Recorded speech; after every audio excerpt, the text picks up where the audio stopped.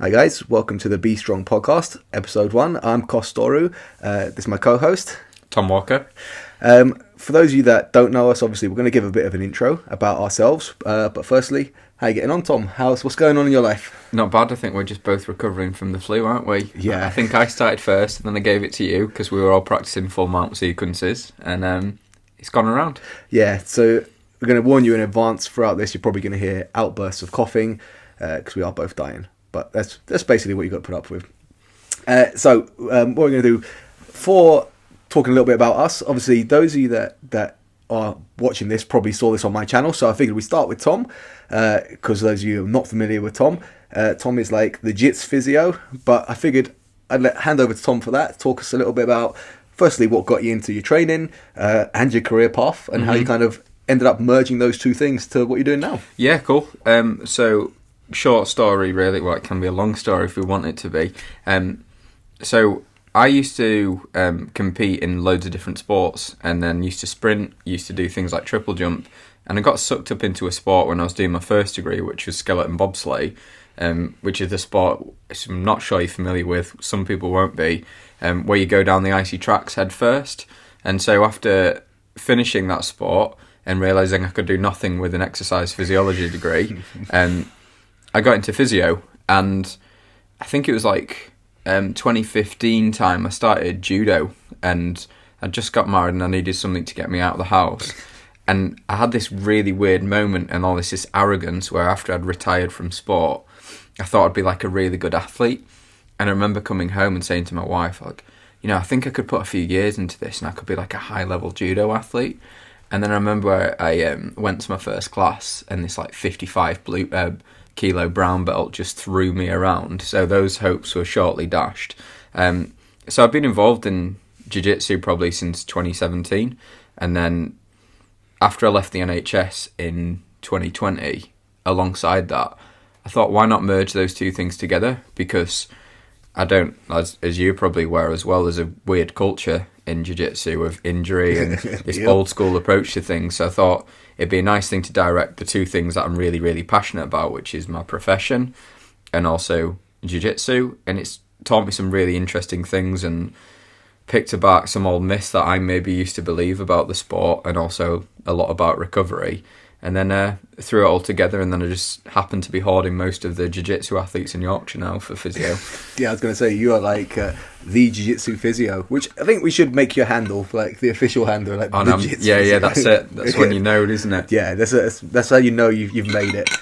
For those of you, obviously, that don't know me, in which case, I don't know how you found your way onto listening to this podcast, to be fair. But obviously, formerly MMA fighter, which I kind of stumbled into pretty much by accident. Was always a pretty nerdy kid, not very good at any sports. Started wanting to box, but my parents didn't want me to box. So my dad showed me the first ever UFC video to show me that grapplers beat strikers in his plan to kind of get me to do judo, which I did. But then ultimately found jiu-jitsu, Thai boxing, and started competing in MMA. So my dad's great plan backfired. After I retired from that, started training people for MMA, realised that I kind of prefer teaching the grappling side of things anyway, so now I'm a full-time jiu-jitsu coach. But one of the things I really noticed, we were actually chatting about before we went live, is that even if you take someone with relatively mediocre skills, but give them a shitload of strength, they can be a problem. Yeah, man, definitely. And when I moved up here, I was just working a regular 9 to 5, hated it. Ended up falling into a place that had a gym in the basement where I ended up teaching the PTs there how to box and grapple. They really enjoyed it, talked me into getting qualified as a PT, and then here I am, pretty much. Obviously, speaking about you being the jits physio, can't actually remember who referred me to you. It was probably one of a long line of grapplers that had... Yeah, it's been a weird little trickle-down thing, and I think it's really cool, because in physiotherapy there's a bit of a word-of-mouth thing, but I also... You can't be a specialist at something, I don't think, unless you do it, or you've got an awareness of it. We had someone a few months ago say to me, I've come to you because when I was seeing my therapist...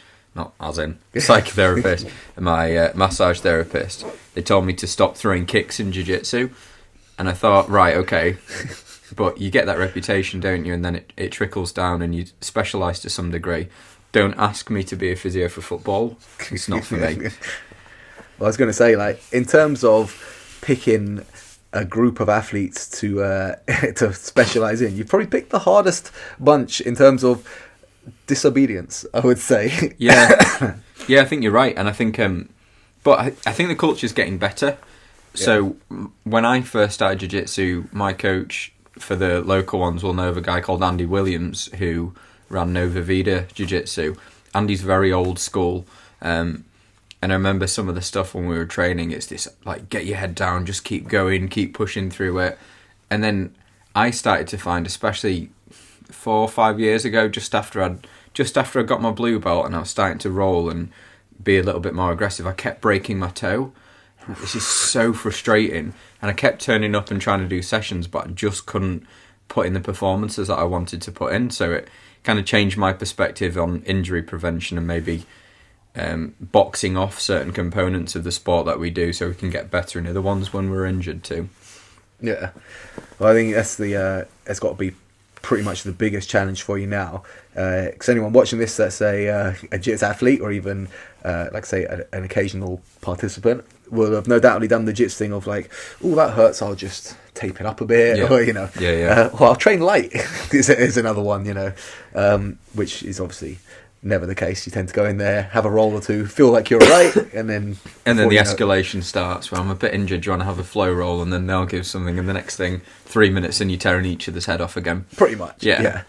And in terms of prepping for like things like that, in terms of prepping for activity in general, we got one of the questions that came in. It was specifically for running, but I suppose we can broaden that to all sports in general. It was basically go-to warm-ups for running, right?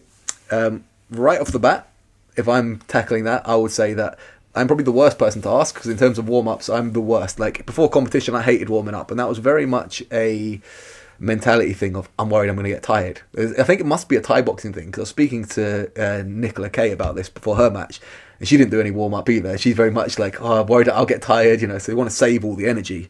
Obviously leads to more risk of injury. So if I was going to put my PT hat on and give you some wise advice when it comes to running, that is also consistent with how I approach things, which is to not warm up. It would simply be to do the exercise at a low intensity. So start with a very slow, ample pace that you can keep up. And obviously, if you're doing a competitive run, that's not ideal. So in which case, you want to get everything mobilized. My opinion on that would be basically anything that heart rate up, get the muscles warm, a few like dynamic stretches. But in terms of your opinion on it, because obviously I know that you're going to approach that with a much more wise viewpoint than myself. What would you say in general, like for running specifically, or just in general, any kind of sport that involves forward locomotion?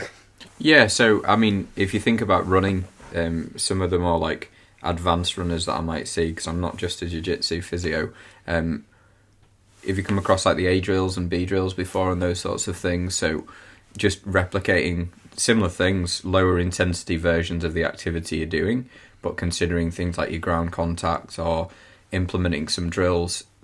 I always say, and probably similar vein to you, is I think you should approach it with lower intensity, especially if you're doing like a steady state thing. Yeah.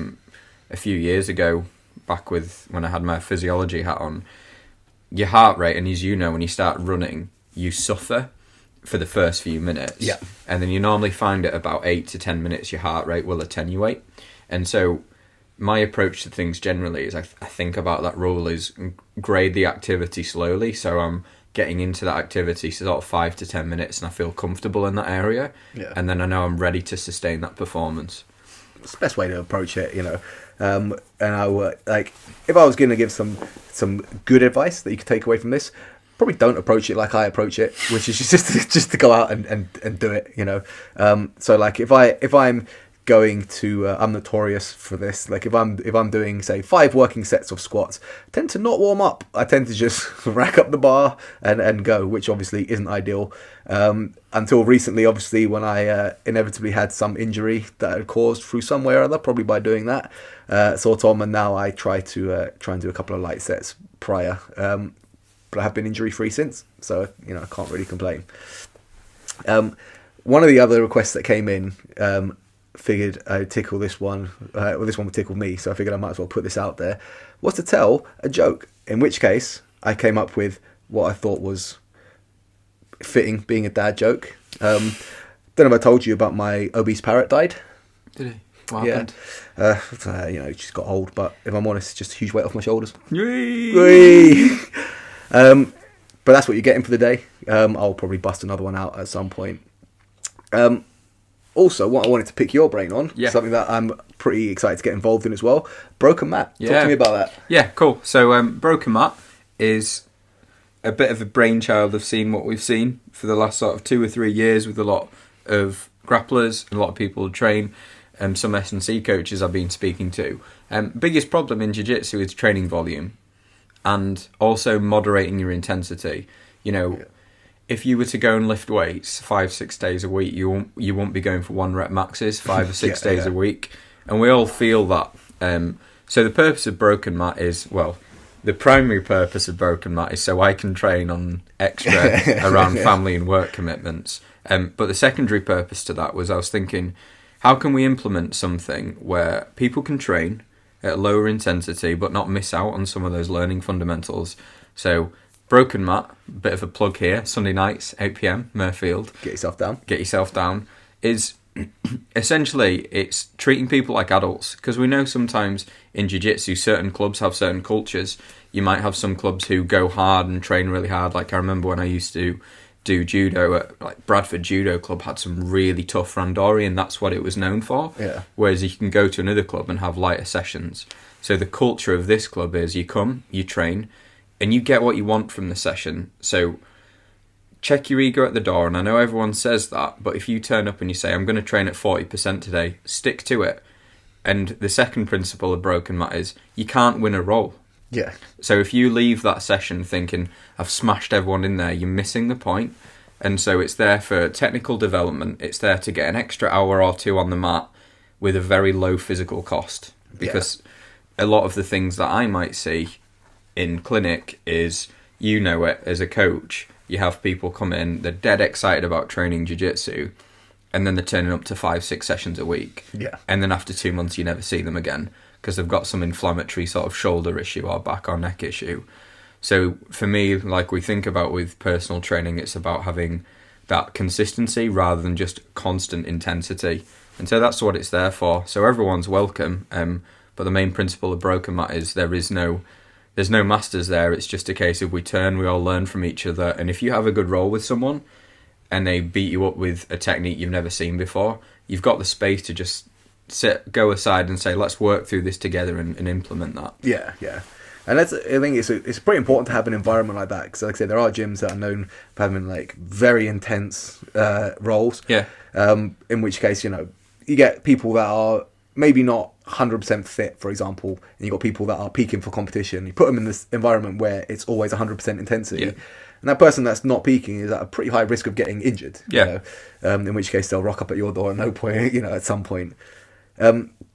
But yeah, giving people an environment where they can train, like you say, like adults, without trying to murder their training partners and without trying to break all their toys. But I think that's the point you made, isn't it? If you have someone who's a high level competitor and they expect everyone at the club to train that intensity, and then you've got Barry who started jiu-jitsu 2 weeks ago and hasn't trained since he quit rugby 15 years ago, you're going to see a different level of response to the system, right? 100%. And that's the thing.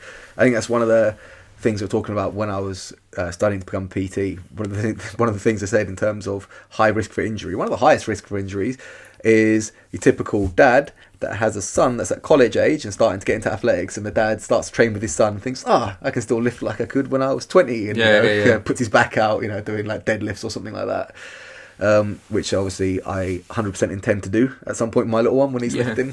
That's the plan really for me as well. Yeah. We'll have a cough break. How long have you been holding that one in for? That was a pretty dedicated effort to hold that in. And also, I've got to thank Tom for this. He's got me some Lilt, which is, in my opinion, that's a god tier drink. Well, let's talk about Lilt for a second. Did you know they're getting rid of it? You know what? Someone mentioned this the other day. I hear it's either being discontinued or will be rebranded as like Fanta Lilt. Either way, I'm not happy, so I might stockpile some Lilt. Yeah, this like that's a part of my childhood. Yeah, I feel that way. I feel that way.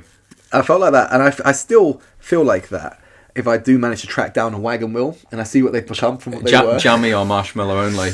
You know what? I went through a period where I was well into the jammy ones. Right, okay. But I think the classic ones are... You've matured. Yeah, I think I've got... Like, my palate has gone back to like, what it was. But I remember them being like some huge thing when I was a kid. And I see it now. It's just like... No, this sad one little, mouthful. Yeah, you can... That's like a one bite. You know, and the other thing I missed... Do you remember Tizer? But original Tizer. That was the nuts. Back when the E numbers were in there. Yeah, that was the good stuff. That's like the what was it called? Was it Jacked 3D? The good old the university studied. Yeah. The pre-workout with amphetamine in it. That was another good one. It does make you think about the supplement industry as a whole. If they're managing to put out pre-workout stuff that has amphetamine in it, it's probably the least regulated market in general, to the point where I recently ordered a big tub of protein, which, you know, protein you can't really go wrong with. But they sent me a free shot of pre-workout, just a little one shot, and it's still sitting on the side there waiting for me to drink it, because part of me is like, I don't know what I'm going to get with this. You know, this could be like one shot and I'm like on cloud nine, or it could be like just a dud. You know, More Plates, More Days? Yeah. He's made his own pre-workout. Oh, no way. And it's called Gorilla Mind, and I had a client of mine bring me some to try.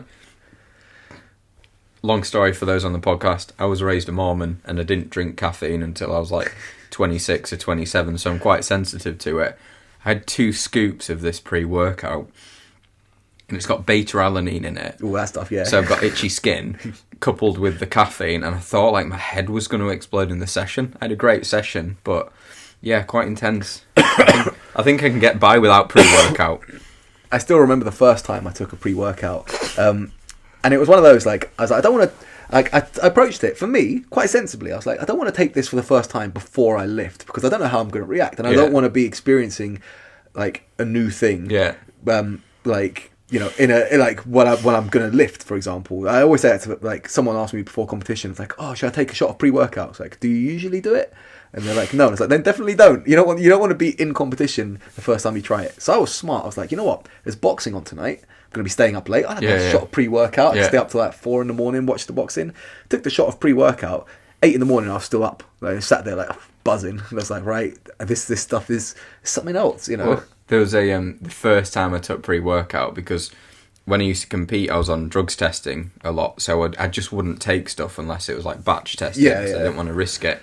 And I went to my friend in the gym, and he's brilliant, is my friend James, but he takes like 40 pills before he lifts weights.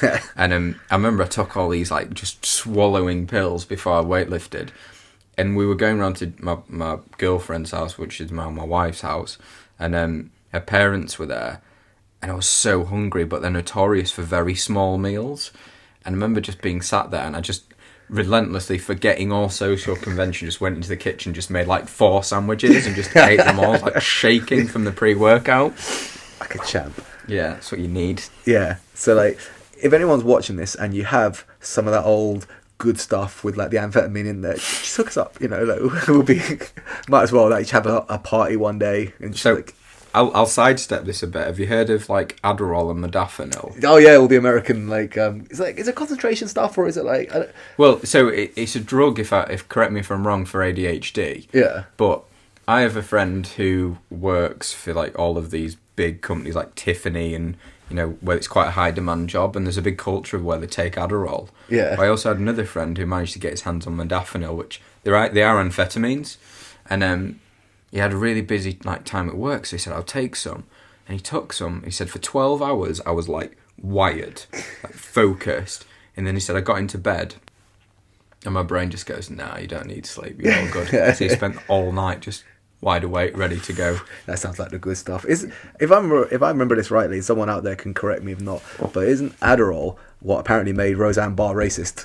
Like that one. Yeah, I remember she tweeted something. I can't even remember what it was, but it was something that was like widely panned for being like proper racist. Because she got banned for it, didn't she? Yeah. Yeah, and then her whole career came down. And I think, if I remember rightly, I don't think this was like a cancel culture thing of like people like, oh, you can't say that's insensitive. It was literally like, I think she'd taken like a black politician and like spliced them with a monkey or something like that. It was something really offensive. Right, okay. And her excuse when it came out was like, firstly, it's like, oh, I didn't realise she was black. It was like, fair enough. And then she was like, oh, I've been up all night taking Adderall. And I think Adderall actually put a tweet out saying like, side effects of our product do not include racism, which I thought was like pretty good. But she tried to like absolutely like throw them under the bus with that, to be fair. Oh, it's ridiculous, isn't it? It's crazy. So, Jack 3D, amphetamines. Yeah. So in fairness, leading that into one of the questions we got about what do you eat before a comp to prep yourself? Probably not amphetamines or anything like that. What I would say, if you're looking at it from my point of view, look at the duration of like a jiu-jitsu match, right? Unless you have multiple matches throughout the day, which in some cases you will, depending on the size of your division and how well you do, you're probably not going to need too much in the way of like intra-workout nutrition. Like a lot of people that have a match and they get off and they want to like yam some food down because they're drained, but realistically for the duration of the match, you're probably not going to exhaust all the stores of like carbs and glycogen that you have in your body. What I would say in terms of what you're going to eat before a comp, the night before is probably going to be more important than the actual day of the comp. For the day of the comp, for me, it's all about routine. It's just I want something familiar that kind of keeps me like settles my mind. You know, something I want on comp day. I want everything just to run smoothly and be familiar. So I always have the same thing on comp day. I always have some overnight oats with fruit, some protein in there. You know, it's basically everything you need. The night before is where I'll tend to eat something a little bit more, I suppose, focused. But for me, it's always going to be the same thing. You know, anything you can find at Nando's is generally going to be all right. Some sweet potato, something, you know, some like easily digestible carbs that you can use for energy, and a pretty simple protein. Nothing that's going to upset your stomach. In terms of like energy demands for your match, like I say, you're not really going to need that much more specified nutrition than that, in my opinion. So I would just say to keep it simple, like stuff that you can stomach well. So the person that asked that said, I tend to just eat a banana, like, you know, like in between matches. That's not a bad shout. You know, it's pretty simple sugars that you can basically access relatively quickly. Yeah, so I'd say you're actually doing the right thing there. Just keep it simple. Yeah, I mean, like the one thing I would add is from my experiences, I've not particularly found the balance, I don't think, in some of like the jiu-jitsu competitions. The best competitions I've done is when I haven't cut weight and I've come midway into the division. And the worst performances is when I've cut weight and I've like gassed out in those competitions. But I remember I did a judo competition. I was meant to be in at 66 kilos and I just messed it up and I got down to like 63. Yeah. Oh, I remember just grabbing the guy's gi and just thinking, this is not, I'm so drained. But what I would say is, to add from like my experience competing in skeleton, is I was competing a lot and I was competing in a sport that's quite dangerous, obviously. Yeah. And you're very nervous, and I think the thing I always like to think is there's no magic. So I remember I used to wake up like when there was a season when I was doing something called like America's Cup, where I was in like Canada and Utah and all these different places. And I was like trying to play with my routine. I'd wake up in the morning, I'd go and do some stretching and yoga, like by this pool, and then I'd try and meditate between like runs, because it's obviously a high demand sport followed by that relaxation. And then I realised you've just got to find your routine. Yeah. And it's like what you say with the overnight oats, like there's no silver bullet in performance really at this point. And that was the one thing that caught me in skeleton out. I remember when I first started competing, I'm like, right, it's race day. We've all seen the films. Something magic happens on the day of the race and you find an extra magic something in the corner. It doesn't happen. It's just practice, process, routines. And so, you know, from some of the research we know and the types of demands that are placed in sport is similar to you. Like you get easily accessible carbs before you go. Your energy system is quite complex in jiu-jitsu, but the last thing you want to be doing is depleting yourself of carbohydrates. Like, in a sport like jiu-jitsu, keto is not your friend. Yeah. And so we just got to make sure we've got access to those stores, but it's, like you say, readily available. But the night before and the day before is really the key, isn't it? Yeah, that's it. It's like nothing you can eat. Like, say you got 5 minutes between a match. nothing really that you can eat in that time is going to have any meaningful effect. You know, it's just, it's like there's some tests, some research that suggested, like, when it comes to carbs, just having them in your mouth, because they're getting broken down by like amylase, I think it was. I need to refresh my memory on that. Can have a little bit of a benefit in performance, but you're talking like something that's so minute in terms of carb rinsing. That's what they call it, isn't it? Yeah. Like you swill. Like, I think they tested it by swilling an energy drink and spitting it out. Yeah, and it's yeah. like, but again, that could just be the placebo effect of like, oh, I've had something nice in my, you know what I mean? Yeah, it's yeah. like, but then with a placebo if you perceive it as having a benefit and it has a benefit, then it has a benefit. You know, it's one of those. But I think what I find quite interesting about the culture is I've seen a change in the last 10 years in people who are hobbyists in any sport are very professional in how they approach these things now. Yeah. And, you know, it's easy to get sucked into a culture of like, I need to get down to a certain weight because then I'm going to perform. But let's be honest, if you're competing at white belt and blue belt, the probably biggest differentiator is your skill. Yeah, 100%. But I think we often chase some of these really small incremental gains, and actually sometimes we just need to have confidence in the fact that we spent 6 months prepping for this event, right? Yeah, 100%. And it's funny you mentioned that. I remember, like, I was having this debate with a strength coach. It was about an MMA athlete, and we're talking about like benefits to increasing their strength. And my argument to it was that obviously it's always beneficial to be strong, right? Yeah. But when you've got like a high level athlete that is probably kind of nearing their strength potential, so let's take the deadlift, right? Good lift could benefit many things in terms of like the ability to create like a lot of power from your lower body. Let's say they have a deadlift of 200 kilos, and they're quite near their strength potential. For them to increase that by 5 kilos might take a long fucking time. Mm-hmm. You know, you're talking about like weeks and weeks of dedicated training to put an extra 5 kilos on the bar. Like when you start off, you could be putting 5 kilos on the bar like every few weeks, you know, it's like, but then when those newbie gains wear off, it takes a long time. When it comes to especially a combat sport, so Jits, MMA, I'd make the argument that you're getting diminishing returns. So like the extra 5 kilos on that bar aren't really going to make a huge effect to the benefit of the performance that they're putting forward, compared to something else you could do. They could spend that time increasing the skills that are going to have more of a carryover, you know. And while I always make the argument that you want to be strong, you're going to get to a point that there are diminishing returns in terms of the amount of time you have to put in to get stronger to the actual functional benefits of that strength. So there was a paper done, I think in 2015, profiling jiu-jitsu athletes from club level to elite level, and looking at certain strength parameters. And in terms, there's a few really interesting things between an average club level hobbyist and an elite level jiu-jitsu athlete. There's no significant difference in VO2 max. It's mad, isn't it? Another thing as well, like their back squats were, you know, only just over body weight. Their grip strength wasn't outstanding. Yeah. It's all of these things where, like you say, how transferable is it to the activity?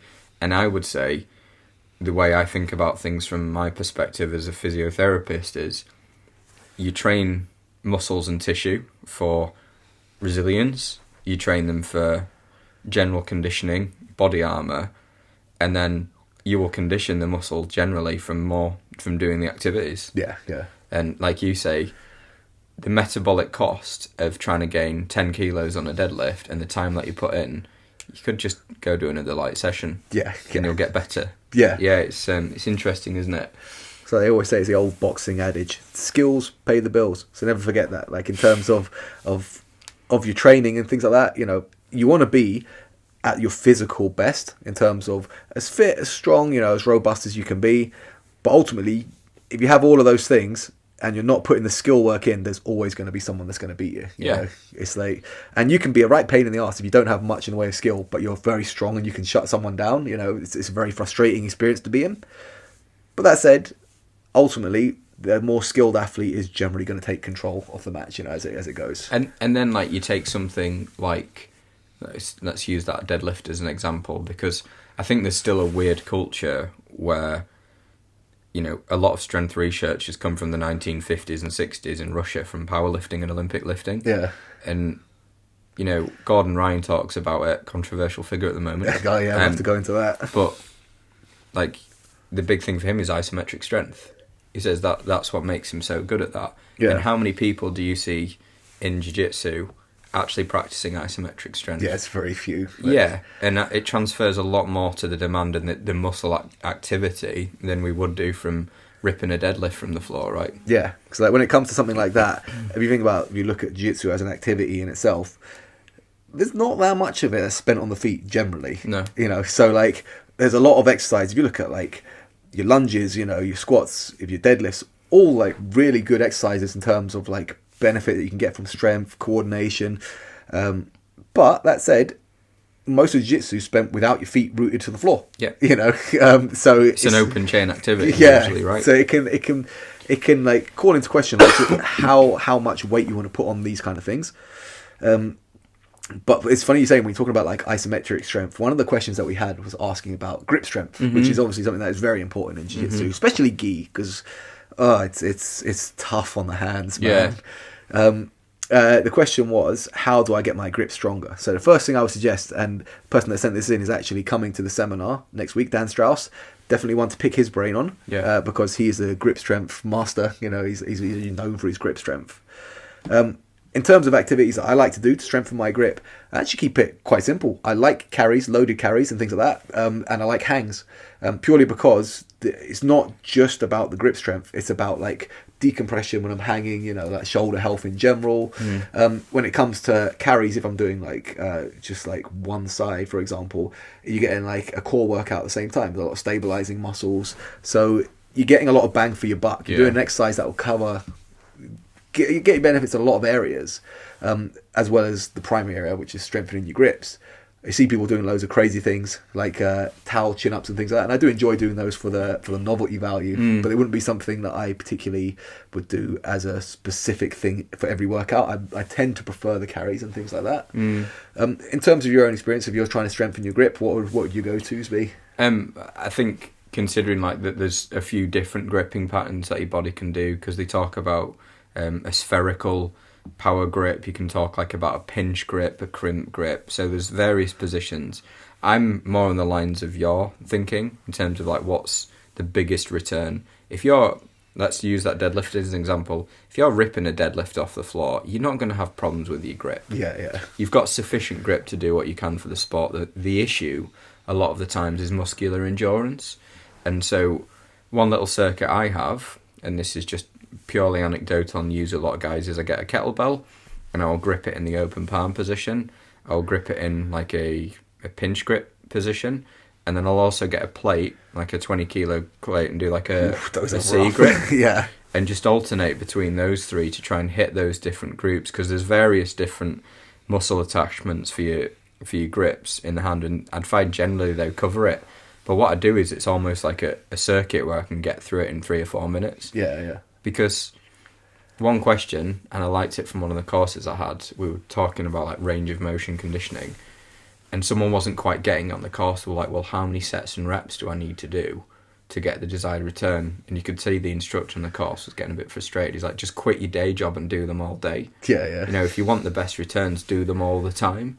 But the biggest question we have in both of our professions is, how much time can you actually give to this? That's it. And then we can do some stuff with that.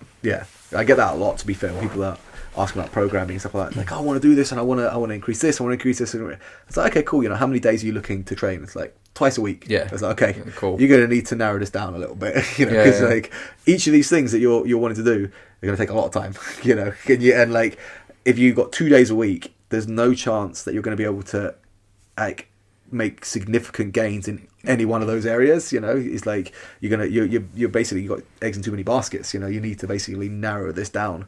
So a lot of it does come to how much time can you put into this. You know? Well, it's the thing as well. I think that it's the Eddie Bravo culture, where jiu-jitsu athletes want to be like super bendy, and also want to be super strong, and have a high amount of technical knowledge, and also be injury free. And those, unfortunately, performance and health don't coexist. And you know, like you had when you came to see me, one of the things you came to see me was we needed to work specifically on the hip mobility. Yeah. Not because I'm trying to get you into the splits, because you lacked the ability to get into a certain position. Yeah. And it took a lot of time to get that back, right? Oh, yeah. So imagine if you apply that to 7 or 8 joints. Yeah, exactly. You're playing a game that it's not worth your time. 100%. Why don't you develop your skill set around that? Yeah, that's it. And that's the thing, like, a lot of the time your game in jits kind of finds you based on your physicality, you know. Like, for me, I used to try and, like, play a lot of rubber guards, you know, believe it or not. Because I saw that Eddie Bravo did, I was like, oh yeah, I want to learn some of this, you know. And I was never very good at rubber guards. I did alright with it. But it got to the point where I basically had someone in rubber guard.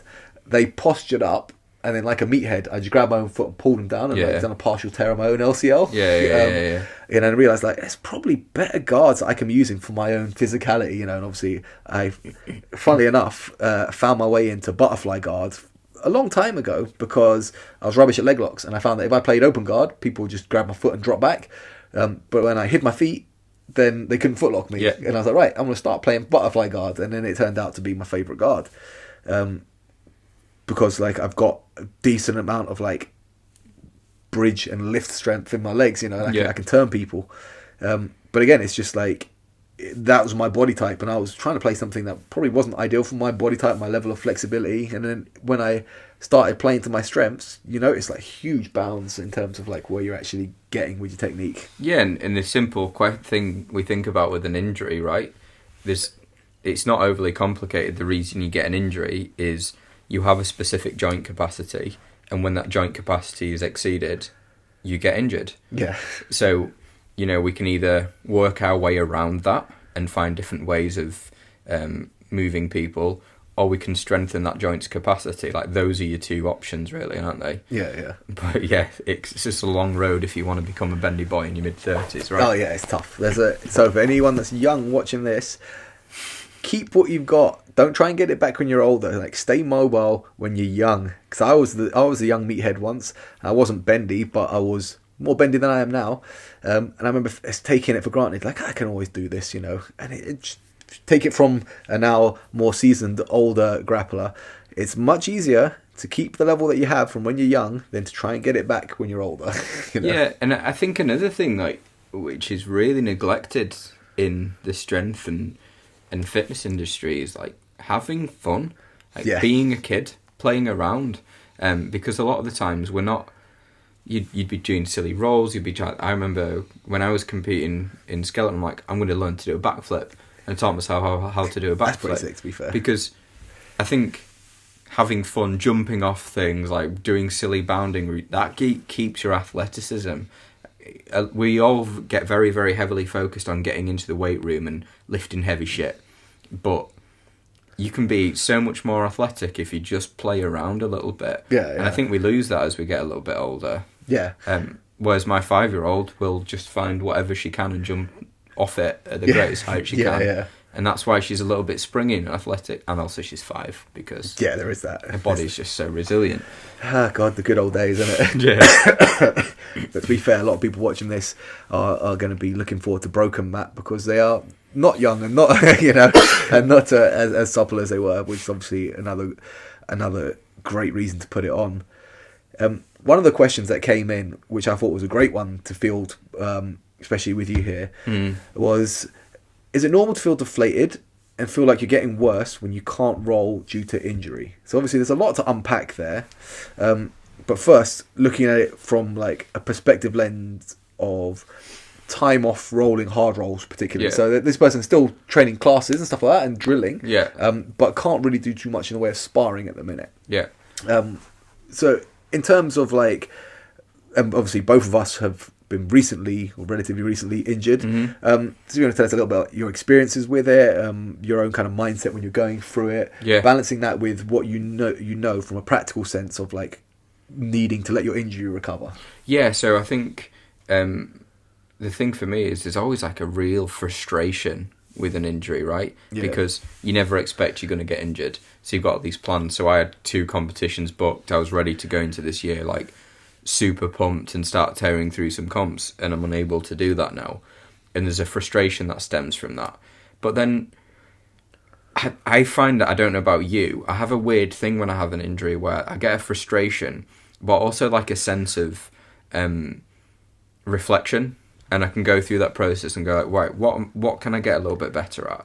Or when it backsteps my ego a little bit. Yeah. So when I started to recover a little bit, I mean, I'm still not 100%, but I'd say to training partners, can we just go like steady away, and we'll focus on some of these components. And I think the biggest evolutions I've had in my own jiu-jitsu have come from injuries.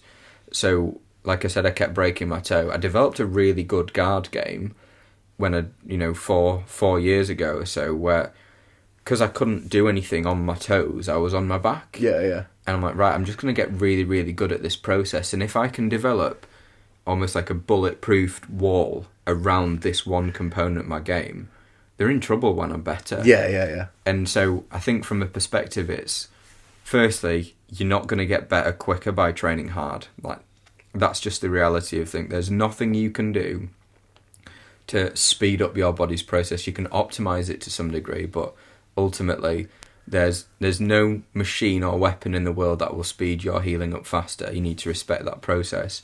And then it's about knowing where your limit is. Shameless plug about physio, but sometimes you'll need someone else to tell you what those limits are, but also you need someone to tell you what those limits are based on their understanding of what the demand is. Yeah. Because my real challenge is, I hate to be that person who tells someone not to train, and I'll only do it unless I absolutely have to tell them to do it. But I feel like I've seen a fairly few, high number of quite high level jiu-jitsu athletes who, I'm like, you can try some positional sparring in this position, you can try, exposing yourself into this position, you can do some light rolls, pick a good training partner. But also it's about that conversation with your coach and just saying, stop trying to impress them by trying to smash everyone at training and say, I'm injured here. Like I said at AVT, I said to Jay, I'm just going to have some light rolls, just because my ankle's hurting. And then you everyone's on board with that. Your training partners are your friends, right? Yeah, 100%. And it's like, in terms of like the mental for it, obviously when I can't train, I do feel very frustrated, do feel a bit deflated sometimes when I go back into training. And the best example I can give of this was actually not through an injury. So it was during lockdown, right? When I didn't realise that people were rolling still. Yeah. Until about 4 months in, when I got a message, and one of the guys I trained with just asked me, it's like, oh yeah, who's in your rolling bubble? Like, where are you rolling? And I was like, you guys are still rolling? Like, get me involved. And I got, this was probably like 4 or 5 months into lockdown, so I'd been off grappling for a while, and they'd been grappling the whole time. And when I got there, I was just getting smashed, like really badly. And I felt deflated then. I was like, I've lost this. But things always balance out. So now, I'm back to being the hammer rather than nail in those kind of situations. But it is like, the best advice I can give when it comes to that is that everything is temporary. So you have a period in time where you're not training as much, and you might see that relative to your training partners, that your skill level decreases a bit. And this might not even be that your skill level is dropping off. It's just people are still training and they're going to be a bit sharper. But once you're ready, your skill level will come back up. It's one of those things that you will get a bit rusty, but ultimately it's all short-lived. It's not permanent. So if you get in the mindset that, okay, I'm going to be a bit rusty because I haven't trained for a bit, I probably am going to be the nail for a little bit, against guys that I was like chewing up a couple of months ago. If you can get that kind of ego aside to the point where you realise, okay, I am going to be the nail, this is how it's going to be, but I will ultimately get better and I'll be back to normal, then you'll be fine. It's just approaching it from the right mentality and realising that, you're not going to pick up where you left off, but that's not necessarily a bad thing. You can develop a lot of other areas of your game around an injury. So like Gordo basically popularised the half guard through a knee injury. I saw that the story, he couldn't play full guard because he'd smashed his knee.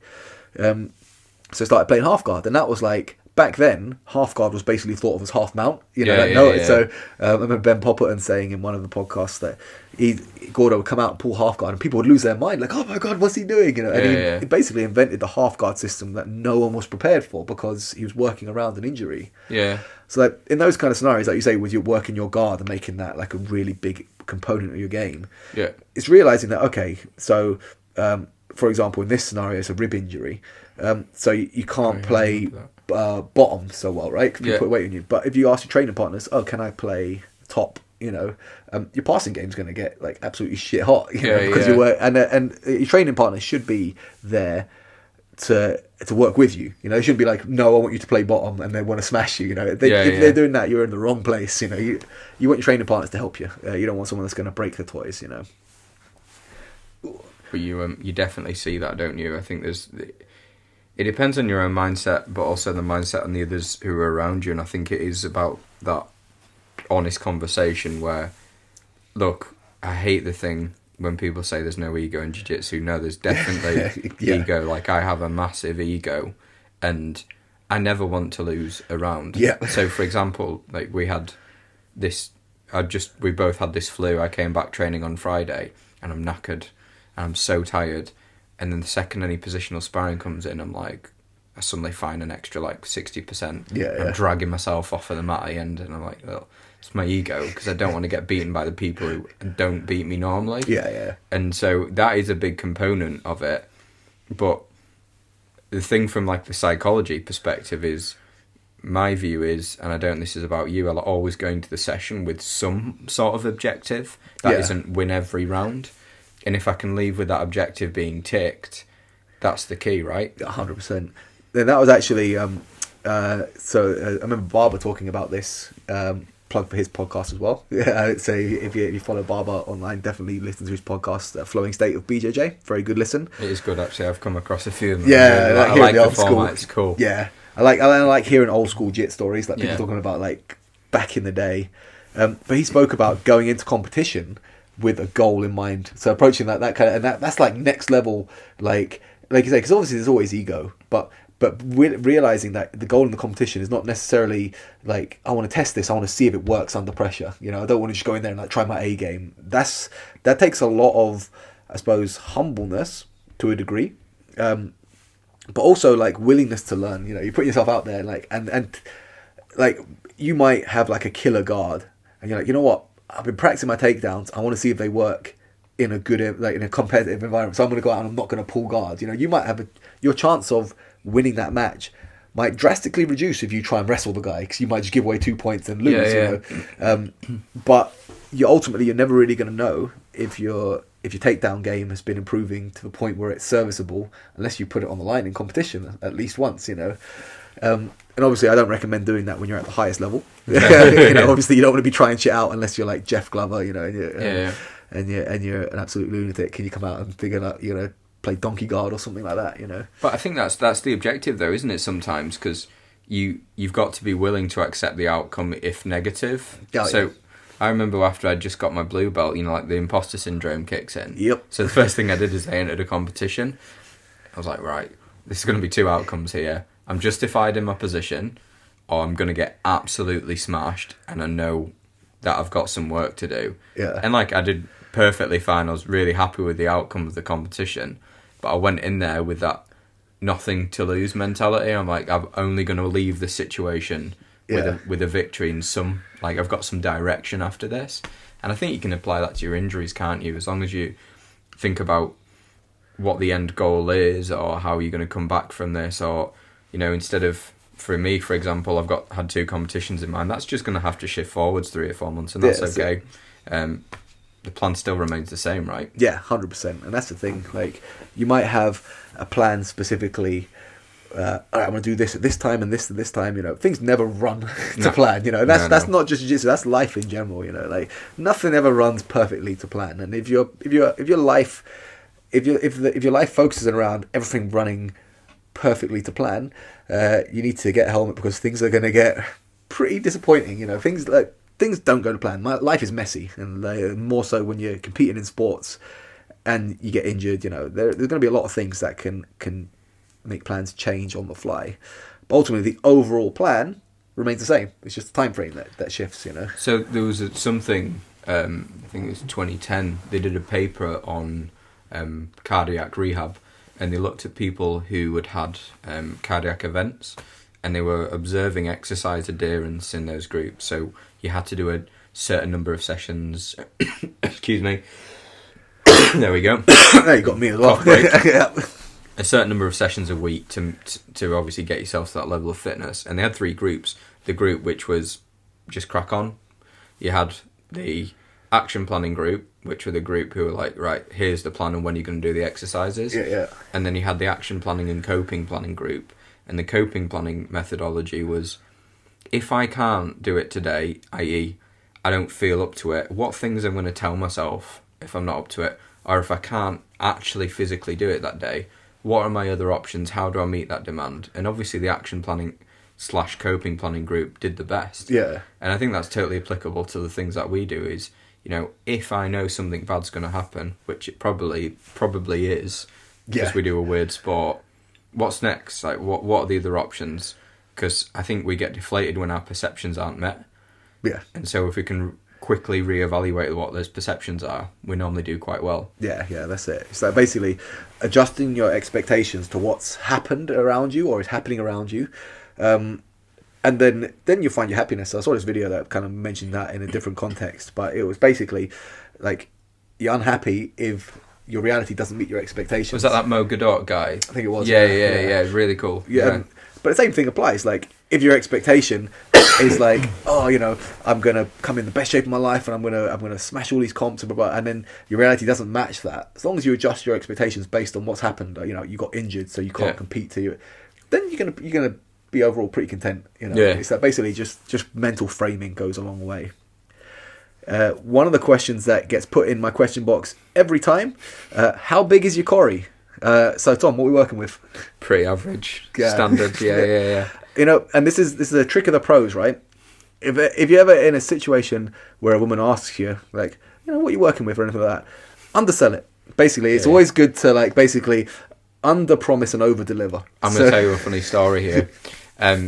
So, like I mentioned, I was raised a Mormon, and so the big thing about Mormonism is you don't have sex before you're married. Yeah. And so my wife, before we got married, I'd always say to him, like, it's like 2 inches. Like, and you're going to have to be okay with that. Yeah.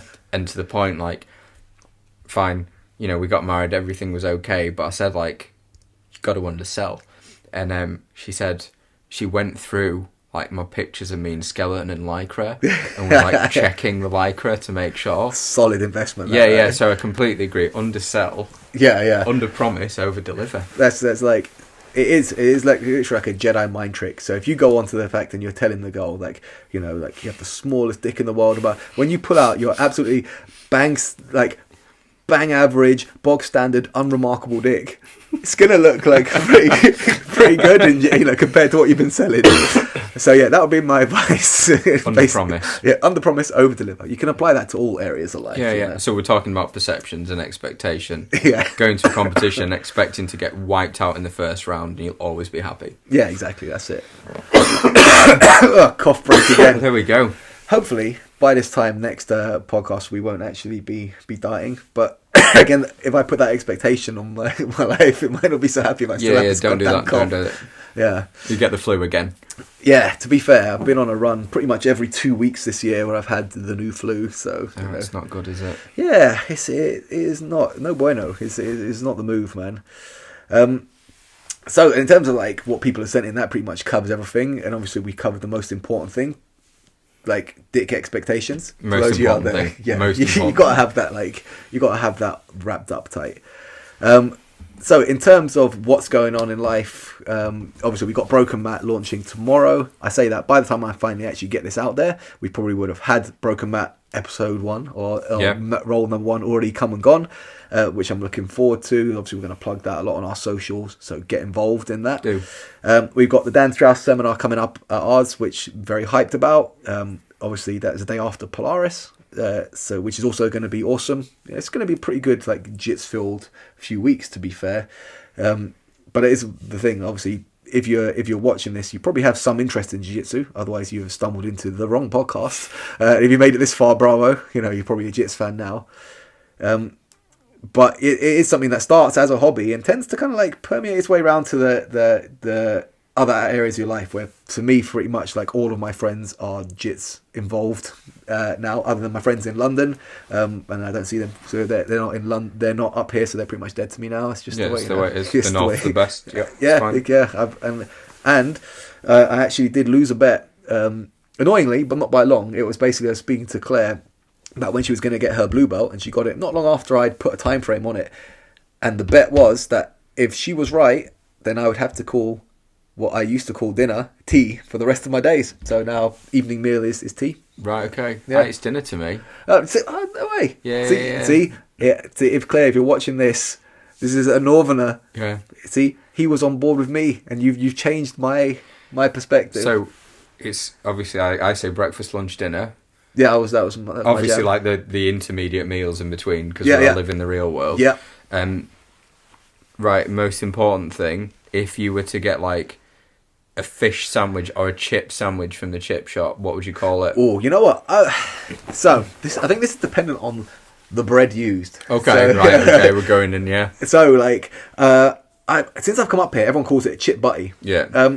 But I never did. But back in London, we were very literal with it. It was just chip sandwich, and that was Right, it. okay, fair. And as soon as I come up here, everyone's like, "Oh, chip butty," and I was like, "What is this chip butty you speak of?" And I was like, "Oh, it's just chip sandwich." That makes sense. Yeah, chip balm, some people call it. Yeah, balm and bap. I've had so many different sects of Northerners like arguing with each other over what I would call a roll.